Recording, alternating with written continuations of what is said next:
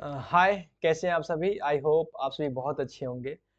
तो चलिए हम क्वेश्चंस को आगे बढ़ाते हैं और जैसा कि आप जानते हैं कि हम बात कर रहे हैं 2023 के दिसंबर में जो एग्ज़ाम हुआ था उस क्वेश्चंस पे हम बात कर रहे हैं और इससे पहले हम बात कर चुके हैं 1 से लेकर 5 तक क्वेश्चंस पर और अभी हम बात करेंगे क्वेश्चन नंबर 6 से, ठीक है ना? क्वेश्चन नंबर 6 आपके सामने है। अ, आप एक बात पर ध्यान देंगे कि वीडियो को देखते रहेंगे, नोट्स बनाते रहेंगे और अपने दिमाग चीज़ों को दिमाग में रखेंगे, बातों को दिमाग में रखने की कोशिश कीजिएगा, जाकर के आपको आसानी होगी, ठीक है ना? क्वेश्चन नंबर 6 पे बात करते हैं बिना टाइम वेस्ट किए हुए।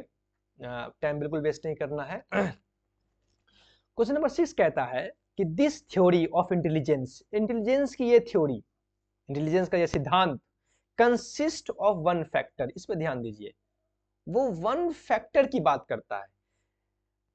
बुद्धि का ये सिद्धांत जो वन फैक्टर की बात करता है, a fund of intelligence, intellectual competency which is, एक ऐसा इंटेलेक्चुअल कंपिटेंसी जो universal for all the activities of an individual, किसी व्यक्ति के तमाम एक्टिविटीज के लिए वो यूनिवर्सल हो, यानी कोई व्यक्ति अपनी तमाम एक्टिविटी जो है वो उसी वन फैक्टर से, उसी इंटेलेक्चुअल कंपिटेंसी से अपनी तमाम एक्टिविटी, अपना तमाम काम कर सकता है, ये करता हो। वो कौन सी थ्योरी है जो ये बात को कहता है, वन फैक्टर थ्योरी की बात करता है? देखिए, इस बात को दिमाग में रखिए, बात को। यहां आपके सामने में है एनार्किक थ्योरी, फिर है मोनार्किक थ्योरी, फिर है सैंपलिंग थ्योरी, फिर है हेरार्किक थ्योरी। सैम्पलिंग थ्योरी तो होगा नहीं, ये रिसर्च में है, वहां देखा जाएगा, ऐसा कुछ थ्योरी होता नहीं है। अच्छा, हेरार्किक थ्योरी आप जानते हैं, हेरार्किकल थ्योरी आप जानते हैं कि हेरार्किकल थ्योरी वो थ्योरी होती है जो हेरार्की की बात करता है, एक क्रमबद्धता की बात करता है, जैसे कि मैस्लो की नीड्स की थ्योरी, ये एक हेरार्की थ्योरी है, इसलिए ये आपका नहीं होगा।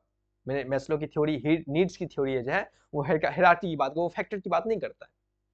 तो यहाँ दो है, एक है एनार्किक थ्योरी, एक है मोनार्किक थ्योरी। इसका आंसर बताने से पहले इस क्वेश्चन को मैं एक्सप्लेन करूंगा और आपको आंसर तुरंत समझ में आएगा कि ये है क्या। अब इस बात को याद रखेंगे, एग्जाम में अगर क्वेश्चन पूछे तो अभी के बाद आप एनार्किक थ्योरी ऑफ इंटेलिजेंस और मोनार्किक थ्योरी ऑफ इंटेलिजेंस को समझ लीजिए। देखिए, एनार्किक थ्योरी ऑफ इंटेलिजेंस जो है, एनार्किक थ्योरी ऑफ इंटेलिजेंस जो एनार्किक थ्योरी ऑफ इंटेलिजेंस है, इसे also known as multi factor theory, इसे मल्टी फैक्टर थ्योरी कहा जाता है। और यहां से आप बात को समझ गए होंगे। ये जो एनार्किक थ्योरी इंटेलिजेंस की जो एनार्किक थ्योरी है वो मल्टी फैक्टर की बात करता है। वो बात करता है कि इंसान के अंदर जो है कई तरह के इंटेलिजेंस होते हैं, कोई सिंगल इंटेलिजेंस नहीं होता है, कोई सिंगल फैक्टर नहीं होता है, कई तरह के इंटेलिजेंस होते हैं।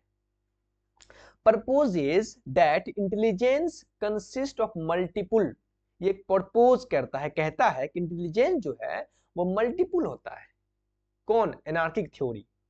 इंडिपेंडेंट एबिलिटीज, इंटेलिजेंस जो मल्टीपुल होता है उसके अंदर इंडिपेंडेंट एबिलिटीज होती है, कोई एक दूसरे पर डिपेंडेंट नहीं होता है, इंडिपेंडेंट होता है। And no single unifying factor like G, उसमें जो है कोई भी सिंगल यूनिफाइड फैक्टर नहीं होता है जी की तरह, जैसे कि जी, उसमें कोई भी सिंगल या यूनिफाइड फैक्टर नहीं होता है, ठीक है ना?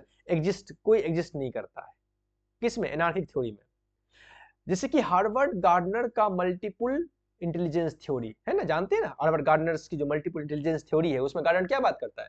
गार्डनर कहता है कि इंसान के पास कई तरह के इंटेलिजेंस होते हैं और वो तमाम का तमाम इंटेलिजेंस जो है वो एक दूसरे से इंडिपेंडेंट होते हैं। जैसे थर्स्टन का एमपीए, प्राइमरी मेंबर एबिलिटी, जो थर्स्टन का जो प्राइमरी मेंबर एबिलिटी है, जो 7 तरह की एबिलिटी की थर्स्टन बात करता है, वो भी एनार्किक थ्योरी है। जैसे कि गिलफर्ड का एसआई थ्योरी, गिलफर्ड का जो एसआई थ्योरी है वो भी एनार्किक थ्योरी है। यानी एनार्किक थ्योरी मतलब वो थ्योरी जिसमें जो थ्योरिस्ट जो है वो बात करता है मल्टी फैक्टर का, मल्टीपल फैक्टर का, ठीक है ना? और मोनार्किक थ्योरी जो है, monarchic theory of intelligence, the monarchic theory of intelligence also known as one factor theory या जी फैक्टर थ्योरी। जो मोनार्किक थ्योरी ऑफ इंटेलिजेंस जो है उसे वन फैक्टर थ्योरी कहते हैं या जी फैक्टर थ्योरी के नाम से जाना जाता है। प्रपोजेस दैट इंटेलिजेंस, ये कहता है कि intelligence is a single generated general factor G. जो मोनार्किक थ्योरी है वो कहता है कि इंटेलिजेंस जो है वो सिंगल एक होता है, एक, जैसे जनरल फैक्टर, जैसे कि G, general factor G, and G represent a universal, और जी जो है वो सार्वभौमिक रिप्रेजेंट करता है, यानी कि वो कहता है कि दुनिया में जो भी लोग हैं उसके अंदर जी फैक्टर होगा ही होगा। अंडरलाइनिंग कॉग्निटिव एबिलिटी, जैसे कि आपने देखा ना चार्ल्स स्पियरमैन का टू फैक्टर थ्योरी, जहां चार्ल्स स्पियरमैन जो है वो जी फैक्टर और एस फैक्टर की बात करता है, जो कहता है कि चार्ल्स स्पियरमैन जी फैक्टर जो है वो कि यूनिवर्सल इंटेलिजेंस है, यूनिवर्सल है, यानी कि दुनिया में तमाम लोगों के पास जो है वो जी फैक्टर होता है, और एस फैक्टर जो है वो कुछ खास लोगों के पास होता है, स्पेसिफिक है, कुछ खास लोगों के पास होता है। जैसे बर्ड्स की थ्योरी ऑफ इंटेलिजेंस, ये भी मोनार्किक थ्योरी ऑफ इंटेलिजेंस है। तो आई होप आप बात को समझ गए होंगे कि एनार्किक थ्योरी जो है वो मल्टी फैक्टर की बात करता है, और मोनार्किक थ्योरी जो है वन फैक्टर की बात करता है, वन फैक्टर की। इसलिए इसका आंसर हो जाएगा मोनार्किक थ्योरी ऑफ इंटेलिजेंस। अब ये क्वेश्चंस आप समझ गए होंगे, एग्जाम में अगर क्वेश्चन आए तो मिस मत कीजिएगा, क्योंकि ये बात कर रहा है वन फैक्टर की। ओके, नेक्स्ट क्वेश्चन 7 नंबर कहता है कि according to WHO, world health organisation, WHO के मुताबिक स्टैटिस्टिक्स 2011 में जो उसने स्टैटिस्टिक्स दिया, उसमें बोलता है कि वो अरेंज करो, अरेंज कीजिए द फॉलोइंग, फ्रॉम, फॉलोइंग को जो नीचे में दिया हुआ है नीचे में उसको अरेंज कीजिए from most prevalent, most prevalent, prevalent मतलब होता है प्रचलित, प्रचलित, सबसे ज्यादा प्रचलित, टू लिस्ट प्रिविलेंट, लिस्ट मतलब सबसे कम, मोस्ट मतलब सबसे ज्यादा, लिस्ट मतलब सबसे कम, यानी कि सबसे ज्यादा प्रचलित से सबसे कम प्रचलित कम्युनिकेशन रिलेटेड डिसेबिलिटी, यानी वो डिसेबिलिटी जो कम्युनिकेशन रिलेटेड हो, वो डिसेबिलिटी जो बातचीत रिलेटेड हो, उस डिसेबिलिटी में, उस डिसेबिलिटी को उसमें सबसे ज्यादा जो प्रचलित है उससे लेकर के सबसे कम जो प्रचलित है उसको अरेंज कीजिए, यानी कि सबसे ज्यादा कौन सी डिसेबिलिटी है जो प्रचलित है, उसके बाद कौन है, उसके उससे कम कौन है, उससे कम कौन है, उससे कम कौन है, उससे कम कौन है, उससे कम कौन है, इसको ऐसे जो है उसको अरेंज कीजिए, लेकिन वो कम्युनिकेशन रिलेटेड डिसेबिलिटी होनी चाहिए। देखिए, तो सबसे ज्यादा प्रचलित जो डिसेबिलिटी है सबसे ज्यादा, वो है mobility related disability, mobility related disability सबसे ज्यादा प्रचलित, और उससे कम, उससे कम, उससे कम, उससे कम, उससे कम है, आगे है, हम बात करेंगे। इसको अच्छे समझने के लिए मैं आपके सामने में एक चार्ट रखना चाहता हूं, वो रिसर्च किया हुआ चार्ट है, ये आपके सामने कहता है प्रिविलेंस ऑफ डिसेबिलिटी, डिसेबिलिटी का जो प्रिविलेंस है डोमेन, डोमेन के अकॉर्डिंग, डोमेन मतलब आयाम, जैसे कि एक सीइंग एक डोमेन है, हेयरिंग एक डोमेन है, मोबिलिटी एक डोमेन है, कॉग्निशन एक डोमेन है, सेल्फ केयर एक डोमेन है, कम्युनिकेशन एक डोमेन है। डोमेन के अकॉर्डिंग जो जो डिसेबिलिटी पाई गई है, डिफिकल्टी जो पाई गई है, वो आपके सामने में एक चार्ट के माध्यम से दिया गया है। अब इस चार्ट को देखेंगे तो लिखा हुआ है यहाँ पे मोबिलिटी, सबसे ज्यादा यानी 1.5% लोग ऐसे हैं जिसके अंदर लीस्ट सम डिफिकल्टी, जिसके पास कुछ ना कुछ मोबिलिटी रिलेटेड डिसेबिलिटी तो है ही, 1.5% लोग ऐसे हैं जिसके पास मोबिलिटी रिलेटेड डिसेबिलिटी तो है ही, कुछ कम से कम, लिस्ट कम सम, और 3.8% लोग ऐसे हैं जिसके पास बहुत ज्यादा, lot of difficulty, mobility related difficulty जो है बहुत ज्यादा है। तो एक नंबर पे ये हो गया, क्योंकि सबसे ज्यादा ये है, सबसे प्रचलित ये हो गया एक नंबर पे। दूसरा देखिएगा तो 4.7 है, यानी सीइंग, तो अब बाकी कहीं 4. सीइंग जो है वो सेकेंड नंबर पर है, यानी कि 4.7% लोग ऐसे हैं जिसको देखने से संबंधित कुछ न कुछ तो प्रॉब्लम है ही, और 2.8% लोग जो है ऐसे हैं जिसको बहुत ज्यादा प्रॉब्लम, लॉट ऑफ डिफिकल्टी, बहुत डिफिकल्टी है। और यहां भी दिया हुआ है यहाँ साथ में 1.5, यानी 1.5 मतलब ये हुआ कि ऐसे लोग हैं जो कुछ कर ही नहीं सकते, unable to do it at all, 1.5% लोग ऐसे हैं जो कुछ कर ही नहीं सकते। तो ये नंबर हो गया दो नंबर। उसके बाद देखिएगा 3.5 ये हो गया हेयरिंग, 3 नंबर पर, है ना। उसके बाद हो गया देखिए कम्युनिकेशन, ये हो गया 4 नंबर पर। उसके बाद कॉग्निशन हो गया 5 नंबर पर, और सेल्फ केयर भी 5 नंबर पर हो गया। तो ये दोनों सेम है ना। लेकिन ये ज़्यादा हो जाएगा, ये 5 नंबर पर, ये 6 नंबर पर हो जाएगा, क्योंकि यहाँ इसका मात्रा ज़्यादा है या मात्रा कम। तो इस तरह से आपके सामने में इसका मतलब हुआ, ये जो दिया हुआ है इसका मतलब हुआ लिस्ट सम डिफिकल्ट, यानी कि इतने परसेंट सीइंग में, इतने परसेंट देखने में, इतने परसेंट लोग ऐसे हैं जिसको कुछ न कुछ प्रॉब्लम है ही, और इतने परसेंट लोग ऐसे हैं जिसको बहुत ज्यादा प्रॉब्लम है, ठीक है ना। तो आप देखेंगे तो सबसे ज्यादा क्या है, सबसे ज्यादा जो है मोबिलिटी रिलेटेड डिसेबिलिटी है। कितना परसेंट? लगभग 5.1%, 5.1%। उसके बाद आ गया देखिएगा 2 नंबर पे सीइंग, विजुअल, है ना, विजुअल, यानी कि 4 विजुअल यहाँ 2 नंबर पर, यानी 4.7%।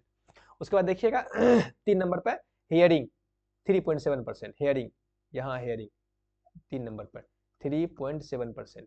उसके बाद देखिएगा आपको यहाँ उसके बाद हो गया 3 और 4 नंबर देखिए कम्युनिकेशन 2.1%, कम्युनिकेशन यहाँ देखिए हो जाएगा 4 नंबर 2.1%। उसके बाद है कॉग्निटिव रिलेटेड डिसऑर्डर, ये हो गया 5 नंबर, यानी कि ये 2% है, 2%।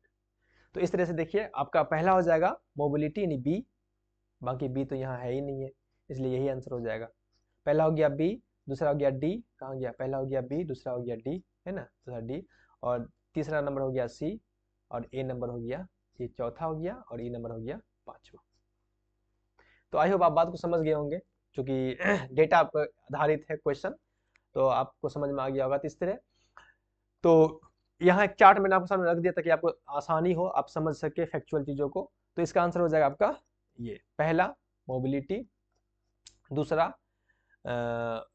उसका दूसरा ये हो जाएगा, और तीसरा हो जाएगा आपको ये, चौथा हो जाएगा आपको ये, और 5वां हो जाएगा आपको ये, है ना। यानी सबसे ज्यादा जो डिसेबिलिटीज हैं वो है मोबिलिटी संबंधित, उससे कम है विजन, विजन देखने संबंधित, उससे कम है सुनने संबंधित, उससे कम है बातचीत करने संबंधित, उससे भी कम है कॉग्निशन संज्ञानात्मक संबंधी डिसेबिलिटीज, ठीक है ना। इस तरह से इसका आंसर हो जाएगा ये नंबर। ओके, क्वेश्चन नंबर 8 बहुत इजी क्वेश्चन है, आप आराम से इसको टिक मार सकते हैं, क्योंकि मैं पहले भी इस क्वेश्चन पे बात कर चुका हूं। और आप देखेंगे तो कहता है कि लिस्ट 1 में लिस्ट 2 से मैच करना है। लिस्ट 1 में पहला जो है वो है मेजरमेंट। आप जो कि आप जानते हैं जब बात मेजरमेंट की आती है, जब हम किसी को मेजर करेंगे तो डिजिट में, अंक में करेंगे मेजर, है ना, 5 फीट 10 फीट मेजर करेंगे अंक में। जब बात अंक होती है तो वो होता है क्वांटिटेटिव डिस्क्रिप्शन, क्वांटिटेटिव डिस्क्रिप्शन। तो इसका हो जाएगा 3rd नंबर, फर्स्ट का थर्ड, जब फर्स्ट का थर्ड हो गया तो ये कट गया और ये कट गया, ठीक है ना, आसान। उसके बाद अब असेसमेंट, क्योंकि हम बच्चों को असेस करते हैं, तो असेसमेंट जो है वो एक क्वालिटेटिव डिस्क्रिप्शन है, असेसमेंट एक क्वालिटेटिव डिस्क्रिप्शन, इसका हो जाएगा 4 नंबर। तो बी का हो जाएगा 4 नंबर, बी का 4, यहाँ भी है। आगे बढ़ते हैं। अच्छा, इवेल्युएशन, आपने क्वेश्चंस देखा था, एक बड़ा क्वेश्चन आया था, तो evaluation is equal to measurement, assessment and value judgement. एक जो क्वेश्चन आया था वो याद होगा कि evaluation is equal to measurement, assessment and value judgement. Evaluation करके हम वैल्यू जजमेंट देते हैं, वैल्यू देते हैं, जजमेंट देते हैं, वैल्यू जजमेंट, ठीक है ना। इसका फर्स्ट हो जाएगा, तो सी का फर्स्ट, इसके लिए आपका आंसर हो जाएगा। डी का सेकेंड, नॉर्म, नॉर्म जो है वो एक स्टैंडर्डाइज्ड डिस्क्रिप्शन है, नॉर्म रेफरेंस टेस्ट है ये, नॉर्म रेफरेंस टेस्ट ये एक स्टैंडर्डाइज्ड डिस्क्रिप्शन है ना। तो इसका हो जाएगा सेकंड नंबर, तो इसलिए आंसर आंसर हो जाएगा 4 नंबर, आंसर 4। ओके, आइए इसको समझ लेते हैं अच्छा तरीके से। कहता है कि measurement, measurement is a quantitative description, एक संख्यानात्मक व्याख्या है ना। मेजरमेंट जो है, मापन जो है, वो एक संख्यानात्मक व्याख्या है। इन्वॉल्व्स, इसमें शामिल है असाइनिंग न्यूमेरिकल वैल्यूज, नंबर की वैल्यूज शामिल है इसमें, नंबर से हम करते हैं। टू कैरेक्टरिस्टिक्स और एट्रीब्यूट्स, किसी के कैरेक्टरिस्टिक्स को, किसी के एट्रीब्यूट्स को हम नंबर के द्वारा जो है असाइन करते हैं, है ना, इसे कहते हैं measurement. Assessment, assessment is a qualitative description, ये क्वालिटेटिव गुणात्मक व्याख्या है किसी चीज का।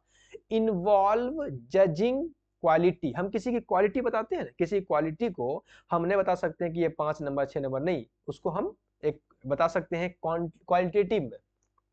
इफेक्टिवनेस और वैल्यू, यानी कि क्वालिटी को, इफेक्टिवनेस को, वैल्यू को हम अंक में नहीं बता सकते हैं, हम उसको एक एक पैमाइश से एक हम उसको क्वालिटेटिव बता सकते हैं। हम पता कह सकते हैं कि वो बहुत अच्छा है या बहुत खराब है या मीडियम है या बीच का है। तो ये जो है असेसमेंट है। असेसमेंट मतलब क्वालिटेटिव डिस्क्रिप्शन, एक गुणात्मक व्याख्या। अच्छा, evaluation. Evaluation refers to the systematic process. Evaluation जो है एक सिस्टमेटिक प्रोसेस है of assessing what you do. इस चीज को एसेस करना कि आप क्या कर रहे हैं, एंड हाउ यू डू, और आप कैसे कर रहे हैं, it to arrive at a judgement about the worth, merit और वैल्यूज ऑफ समथिंग। यानी कि इवेल्युएशन के जरिए जो है, इवेल्युएशन जो है एक सिस्टमेटिक प्रोसेस है, और इसके जरिए जो है हम किसी के वर्थ की, किसी के मेरिट को, किसी के वैल्यू को, किसी चीज और किसी चीजों को जो है हम उसको जज करते हैं। Assessing what you do and how you do. हम इस चीज को असेस करते हैं कि व्हाट यू डू, आप what do you do and how do you, आप क्या करते हैं और कैसे करते हैं, और इस माध्यम से हम उसको जज करते हैं, उसके वर्थ को, उसके मेरिट को, उसके वैल्यूज को। इसे कहते हैं इवेल्युएशन। और नॉर्म क्या है? Norm reference test, NRT, is a standardised test. ये एक स्टैंडर्डाइज्ड टेस्ट है that compares students performance to a peer group। इसमें स्टूडेंट्स के परफॉर्मेंस को दूसरे स्टूडेंट्स के, दूसरे पेयर ग्रुप से हम कंपेयर करते हैं। इसके पहले भी हम बात कर चुके हैं इस पॉइंट पर। तो नॉर्म्स जो है वो compares students performance to a peer group, अपने ग्रुप के, अपने दोस्तों के ग्रुप के परफॉर्मेंस को दूसरे के साथ कंपेयर किया जाता है एनआरटी में, नॉर्म रेफरेंस टेस्ट के जरिए। इससे पहले हम इस क्वेश्चन पर आराम से बात कर चुके हैं, ठीक है ना। तो इस तरह से इसका आंसर हो जाएगा आपको फोर्थ नंबर, यानी कि मेजरमेंट का हो जाएगा आपको सेकंड, थर्ड नंबर, और असेसमेंट का हो जाएगा फोर्थ नंबर, है ना। इवैल्यूएशन का हो जाएगा फर्स्ट नंबर, इवैल्यूएशन नॉर्म्स का हो जाएगा एक स्टैंडर्डाइज्ड टेस्ट। ओके, चलिए हम आगे बढ़ते हैं, क्वेश्चन नंबर 9 को देखते हैं। और ये तरह थोड़ा सा क्वेश्चन लंबा है, लेकिन लंबा होने से क्या होता है, कहता है ई लर्निंग, इलेक्ट्रॉनिक लर्निंग, ठीक है ना, virtual learning, web based learning and online learning. ये क्या है? Hyper media based instruction, hyper media based instruction program which utilized the attributes and resources. Hyper media based instructions program, यानी hyper media based instruction program जो utilize करता है attributes को और resources को, रिसोर्सेज को और एट्रीब्यूट्स को यूटिलाइज करता है, इस्तेमाल करता है, of the world wide web, WWW, world wide way के द्वारा, to create a meaningful learning. और ये मीनिंगफुल लर्निंग क्रिएट करता है, इन्वायरमेंट, मीनिंगफुल लर्निंग इन्वायरमेंट, एक बेहतर लर्निंग इन्वायरमेंट क्रिएट करता है, where learning is fostered and supported, जहां लर्निंग को फोस्टर किया जाता है और उसको सपोर्ट किया जाता है। ये कौन, ये क्या है? यानी hyper media based instruction program, hyper media based instruction program जो रिसोर्सेज को यूटिलाइज करता है, एट्रीब्यूट्स को, रिसोर्सेज को इस्तेमाल करता है, किसके जरिए? वर्ल्ड वाइड वेब के जरिए, और एक मीनिंगफुल लर्निंग एनवायरनमेंट क्रिएट करता है, जहां, वेयर, जहां learning is fostered and supported, जहां लर्निंग को फोस्टर किया जाता है और सपोर्ट किया जाता है। नेक्स्ट है, it is synonymous to web based learning, ये वेब बेस्ड लर्निंग के समान है, where learning is fostered via hyper text transfer protocol in an internet और इंट्रानेट। ये तो ये बिल्कुल देखिए, it is a synonymous to web based learning, ये वेब बेस्ड लर्निंग के समान है, जहां लर्निंग को फोस्टर करते हैं HTTP और इंटरनेट और इंट्रानेट के जरिए। ये जो है ये ऑनलाइन लर्निंग है। ऑनलाइन लर्निंग में सेकंड हो जाएगा इसका, ऑनलाइन लर्निंग में हम, ये ऑनलाइन लर्निंग जो है वो वेब बेस्ड लर्निंग के समान होता है, जहां HTTP के माध्यम से लर्निंग को फोस्टर किया जाता है इंटरनेट और इंट्रानेट, इंटरनेट में और इंट्रानेट में। इंटरनेट मतलब जो भी गवर्नमेंट संस्थाएं होती है उस वो इंटरनेट के माध्यम चलता है, जो भी प्राइवेट संस्थाएं होती है वो इंट्रानेट के माध्यम से चलता है। तो ये जो हो जाएगा डी का हो जाएगा सेकेंड नंबर। जब डी का सेकेंड हो जाए, इतना अगर हमको मालूम है तो ये खत्म हो जाएगा और ये खत्म हो जाएगा, है ना। अब देखिए, ए वाइड सेट ऑफ एप्लीकेशन, एक बहुत वाइड सेट ऑफ एप्लीकेशन का एक वाइड सेट है application, and processes including computer based learning, जिसमें कंप्यूटर बेस्ड लर्निंग है, वेब बेस्ड लर्निंग है, and virtual classroom and digital collaboration होता है। ये कौन सी लर्निंग है? एक वाइड सेट ऑफ एप्लीकेशन, एक बहुत बड़ा, एक वाइड सेट ऑफ एप्लीकेशन का एक बहुत बड़ा सेट है, एप्लीकेशन का एक बहुत बड़ा सेट है, जहां जो लर्निंग जो है वो प्रोसेस होती है, इंक्लूडिंग कंप्यूटर बेस्ड लर्निंग होती है, वेब बेस्ड लर्निंग होती है, वर्चुअल क्लासरूम होती है और डिजिटल कोलैबोरेशन होता है। ये है इलेक्ट्रॉनिक लर्निंग। इसका थर्ड हो जाएगा इलेक्ट्रॉनिक लर्निंग। ये है इलेक्ट्रॉनिक लर्निंग। एक हो जाएगा थर्ड, एक का थर्ड और डी का सेकेंड है, इसका मतलब ये हो जाएगा आपका आंसर। बी का देखिए, वर्चुअल क्लासरूम। वर्चुअल क्लासरूम जो है वो ये एक एजुकेशनल प्रोसेस है। अब देखिए, बिल्कुल सही बात है, यहां without face to face contact, virtual classroom में हमको फेस टू फेस कांटेक्ट करने की जरूरत नहीं होती है। द एजुकेशनल प्रोसेस, ये एक ऐसा एजुकेशनल प्रोसेस है ऑफ लर्निंग का, एक ऐसा एजुकेशनल प्रोसेस है ओवर द इंटरनेट पर, without having face to face contact, जहां बिना फेस टू फेस कांटेक्ट होता है, आमने सामने बैठने की जरूरत नहीं है। एजुकेशन एक ऐसा एजुकेशन लर्निंग का एक ऐसा एजुकेशनल प्रोसेस है इंटरनेट पर, जहां हमें फेस टू फेस कांटेक्ट करने की जरूरत नहीं होती है। तो इसका हो जाएगा 4 नंबर। तो ये बी का 4 नंबर हो गया। और सी का जो वेब बेस्ड इंस्ट्रक्शन है, दरअसल ये जो है एक hyper media based instruction program है, जहां हम रिसोर्सेज को, एट्रीब्यूट्स को यूटिलाइज करते हैं वर्ल्ड वाइड वेब के जरिए, और एक मीनिंगफुल इन्वायरमेंट क्रिएट करते हैं जहां लर्निंग जो है वो फोस्टर किया जाता है और सपोर्ट की जाती है लर्निंग को। इसका आंसर हो जाएगा डी का सेकेंड नंबर, सी का हो जाएगा फर्स्ट नंबर। इस तरह से आपका आंसर हो जाएगा ए सेकेंड। तो कुछ चीजों को अगर आप समझेंगे तो आपको बात समझ में आ जाएगा। जैसे कि आपने देखा, जो यहाँ जो हमने बात किया without face to face contact, जो without face to face contact है वो वर्चुअल लर्निंग में फेस टू फेस कॉन्टेक्ट की जरूरत नहीं होती है ना। उसी तरह हमने देखा कि जो ई लर्निंग जो है, इलेक्ट्रॉनिक लर्निंग जो वाइड एप्लीकेशन है, सेट जहाँ कंप्यूटर बेस्ड लर्निंग होती है, वेब बेस्ड लर्निंग होती है, वर्चुअल क्लासरूम होती है, डिजिटल कोलैबोरेशन होते हैं। इस तरह से इसका आंसर ये। तो जब ये मैच वाली चीजों को, अगर कुछ चीज अगर पता होगा आपको, तो आप बहुत सारी चीजों को समझ सकते हैं। आइए इसको एक्सप्लेन कर लें ताकि आपको और ज्यादा समझ में आए, चीजों को समझ सके कि इलेक्ट्रॉनिक लर्निंग क्या होती है। तो इलेक्ट्रॉनिक लर्निंग कहते हैं। ई लर्निंग इनकम्पासेस, इसमें शामिल होता है, ई लर्निंग में शामिल होता है ब्रॉड रेंज, एक बहुत रेंज ऑफ एप्लीकेशंस, अलग अलग तरह के एप्लीकेशन शामिल होते हैं। एप्लीकेशन का एक बहुत बड़ा रेंज होता है एप्लीकेशन प्रोसेस का। जैसे कि कंप्यूटर बेस्ड लर्निंग, जैसे कि वेब बेस्ड लर्निंग, जैसे कि वर्चुअल क्लासरूम, जैसे कि डिजिटल कोलैबोरेशन, ये तमाम के तमाम जो है वो ई लर्निंग, इलेक्ट्रॉनिक लर्निंग के अंदर पाए जाने वाली चीजें हैं। These are all integral part of e learning. ये तमाम के तमाम जो चाहे वो कंप्यूटर बेस्ड लर्निंग हो, वेब बेस्ड लर्निंग हो, वर्चुअल क्लासरूम हो, डिजिटल कोलैबोरेशन हो, ये सब के सब जो है वो ई लर्निंग के पार्ट्स, इंटीग्रल पार्ट्स हैं। इसमें इसलिए इसको ब्रॉड रेंज ऑफ एप्लीकेशन कहा गया है, तो इलेक्ट्रॉनिक लर्निंग, ठीक है ना। तो इसलिए वर्चुअल लर्निंग क्या है? तो virtual learning refers to the educational process, ये एक ऐसा एजुकेशनल प्रोसेस है ऑफ लर्निंग का through digital platforms, digital platform के जरिए। आप जानते हैं ना, वर्चुअल क्लासेस रूम जो है वो डिजिटल प्लेटफॉर्म के जरिए होती है, such as the internet, without physical face to face contact. यहाँ physical face to face contact की जरूरत नहीं है ना।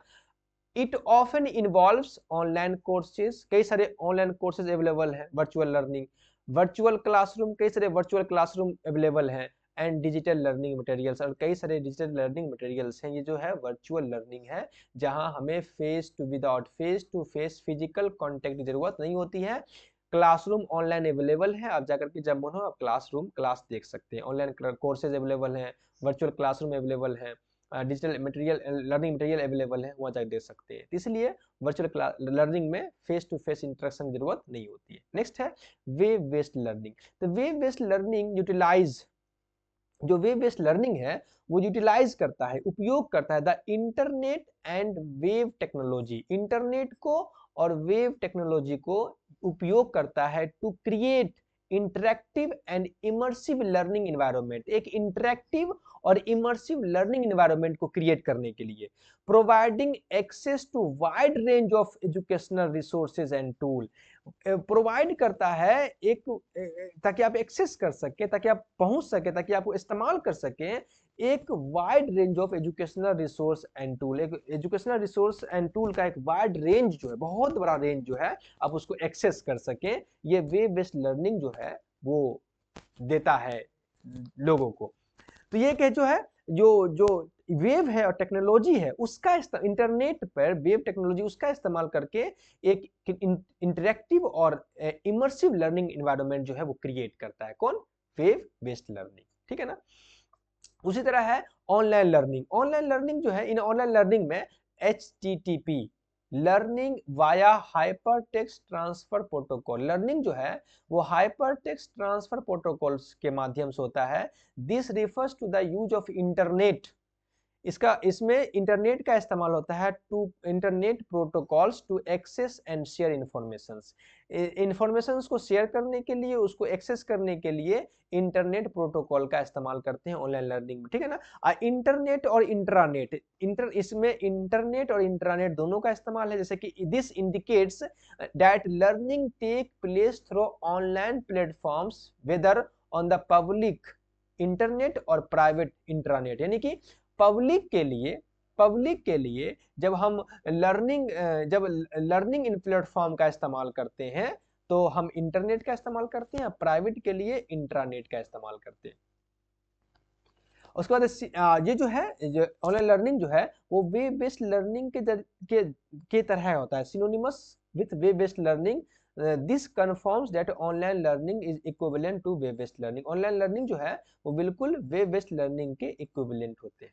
इसलिए आप देखेंगे तो आपको बात समझ में आ गई होगी कि ई लर्निंग जो है a wide set of application है एंड प्रोसेस है, including computer based learning, web based learning और virtual classroom and digital collaboration. तो इसका ये हो गया आपका आंसर नंबर ई लर्निंग का। और वर्चुअल क्लासरूम में face to face in contact की जरूरत नहीं होती है, without face to face contact the educational process learning over the internet, internet पर जो लर्निंग होती है उसमें फेस टू फेस कॉन्टेक्ट की जरूरत नहीं होती है, जिसे कहते हैं वर्चुअल लर्निंग। और वेब बेस्ड लर्निंग जो है वो वेब बेस्ड लर्निंग जो है वो एक hyper media based instruction program है, जिसमें वो रिसोर्सेस का इस्तेमाल करते हैं, एट्रीब्यूट्स का इस्तेमाल करते हैं वर्ल्ड वाइड वेब के माध्यम से, और एक मीनिंगफुल लर्निंग एनवायरनमेंट क्रिएट करते हैं।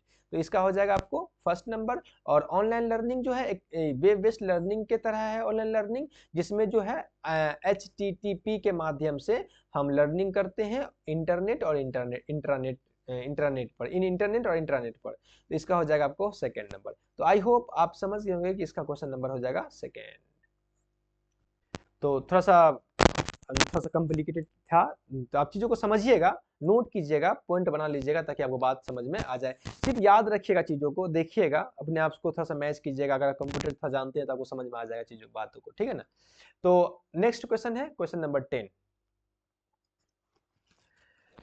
कहता है गिवन बिलो आर दो स्टेटमेंट्स दिए हुए हैं, स्टेटमेंट 1 और स्टेटमेंट 2। ठीक है ना।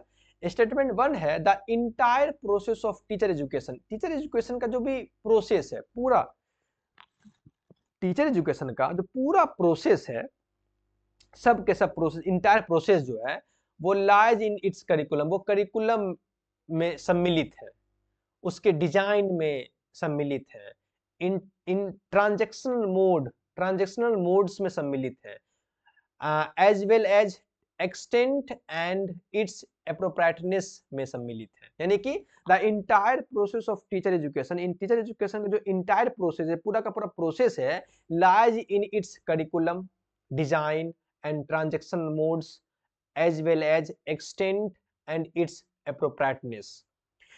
यानी कि जो टीचर एजुकेशन का जो पूरा प्रोसेस है, इंटायर प्रोसेस है, वो तमाम के तमाम करिकुलम में, उसके डिजाइन में, उसके ट्रांजेक्शनल मोड्स में, ट्रांजेक्शन मोड मतलब तरीका, स्ट्रेटजी, उसमें एक्सटेंट मतलब स्कोप, कितना बड़ा फैला हुआ है क्षेत्र, एरिया, एप्रोप्रिएटनेस मतलब उसकी उपयोगिता, क्या इस्तेमाल, इन तमाम में जो है टीचर एजुकेशन के तमाम प्रोसेस शामिल है। क्या ये स्टेटमेंट सही है? स्टेटमेंट बिल्कुल सही है, बिल्कुल सही है, बिल्कुल सही है।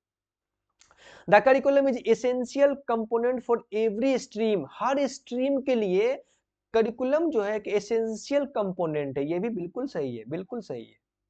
इसलिए statement both 1 and 2 are correct, दोनों स्टेटमेंट जो है वो सही होगा, बिल्कुल सही बात है। आइए थोड़ा इसको समझ लेते हैं।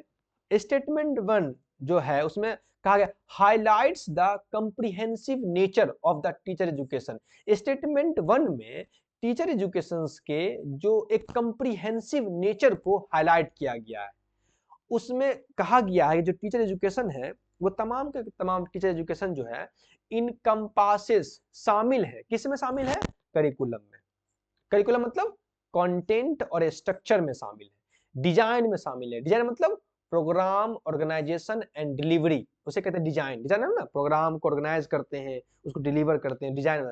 ट्रांजेक्शन मोड, ट्रांजेक्शन मोड मतलब टीचिंग मेथड्स एंड स्ट्रेटजी, है ना, ट्रांजेक्शन मोड में टीचिंग मेथड्स एंड स्ट्रेटजी आ जाएगा। एक्सटेंट, एक्सटेंट मतलब क्षेत्र, एरिया, ड्यूरेशन एंड स्कोप है। एप्रोप्रिएटनेस, एप्रोप्रिएट मतलब उपयोगिता, रिलीवेंस एंड इफेक्टिवनेस।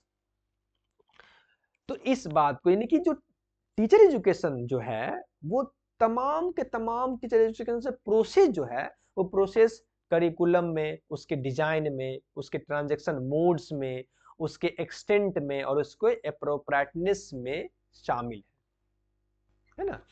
तो करिकुलम में हो जाएगा कंटेंट एंड स्ट्रक्चर, उसका डिजाइन में हो जाएगा प्रोग्राम, ऑर्गेनाइजेशन या डिलीवरी, ट्रांजेक्शन मोड्स में हो जाएगा teaching methods and strategy, extension में हो जाएगा ड्यूरेशन एंड स्कोप्स, एप्रोप्रिएटनेस में हो जाएगा relevance and effectiveness. Statement 1 clear. Statement 2 emphasize the importance of curriculum is every stream. Statement 2 में ये एम्फेसाइज किया गया है करिकुलम जो है वो हर स्ट्रीम में इंपॉर्टेंट है, इंक्लूडिंग टीचर एजुकेशन, साथ साथ टीचर एजुकेशन को मिला करके। तो बिल्कुल सही बात है, इसलिए आपका statement first and statement 2 is correct. Okay, तो थोड़ा सा क्वेश्चंस लंबा हो जाएगा वीडियो, लेकिन आपको सीखने को मिलेगा। अगर आप ध्यान रखेंगे, पेशेंस रखेंगे तो आपको बहुत कुछ सीखने को मिलेगा। तो यहाँ हमारा खत्म होता है क्वेश्चन नंबर 6 से लेकर के 10 तक। नेक्स्ट वीडियो में बात करेंगे क्वेश्चन नंबर 11 से लेकर के 15 तक, ठीक है ना। तब तक के लिए अपना ख्याल रखेंगे, और प्लीज प्लीज अगर आपको वीडियो अच्छा लगे तो दोस्तों के साथ शेयर कर सकते हैं, ताकि मैं भी कुछ काम कर सकूं और आपको भी कुछ फायदा मिल सके। मिलते हैं नेक्स्ट वीडियो में, अपना ख्याल रखिएगा। Okay bye.